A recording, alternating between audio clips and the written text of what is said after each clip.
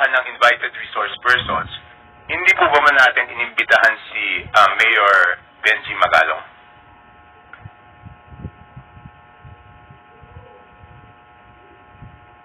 Not for this hearing, Your Honor. Pero iimbitahan po ba siya sa susunod na pagdinig? At the future hearing. Hindi, sa next hearing?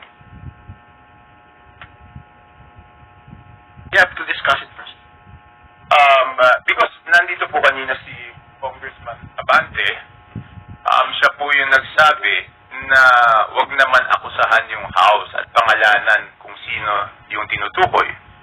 At pumayag naman po si Mayor Magalong na tukuyin pag siya ay inimbitahan ng House kung sino yung tinutukoy niya na pinakamalaki ang nakukuha na 20%. So ang tanong ko po, bakit pa po hindi imbitahan kaagad ng committee para malaman na po natin kung sino yung tinutukoy niya, Mr. Chair? I think we have a commitment that we will invite him.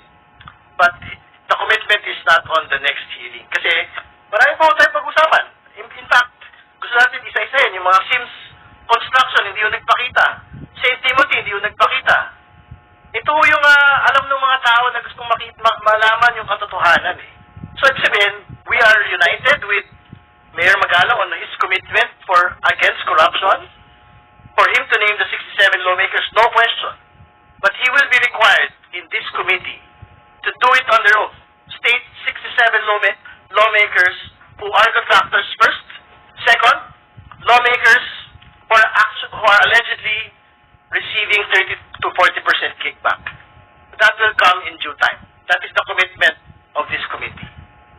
Hindi, kasi sa sinasabi niya, ang pinakamalaking nakukuha ay yung Committee on Appropriation. So hindi pa mas mabuting i-address na po natin? Kasi nandiyan po, si Congressman Abante, nadinig ko po yung interview nyo, sabi nyo po, dapat pangalanan po ni Mayor Magalong.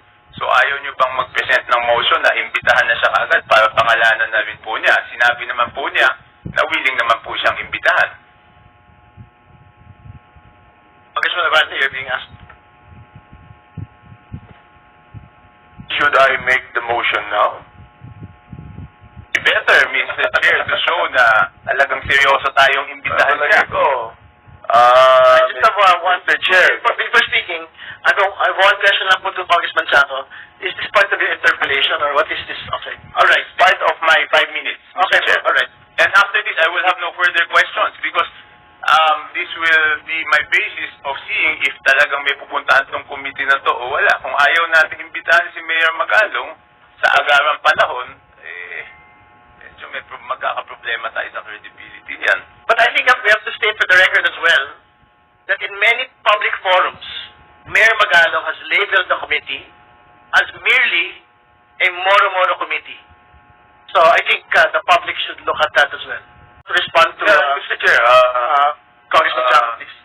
there's no problem in making a motion, but as you made a promise to me, Mr. Chair, that one day Mayor Magalong will be invited, why don't we just finish the hearing right now? We still have a lot of contractors that are waiting to be investigated, to be interpolated. So why don't we wait? Why don't we finish this first before anything else? Bakit natin ginugulo itong hearing na ito samantalang marami naman naghihintay dyan ng mga contractors na very much willing to be interpolated? Alright. Okay, thank you for your response. Congressman Chaco, please. No further questions. Thank you, Congressman Chaco. Next to interpellate is Chairman Joel Chua. You may proceed. Thank you, Mr. Chair. My question will be, I would like to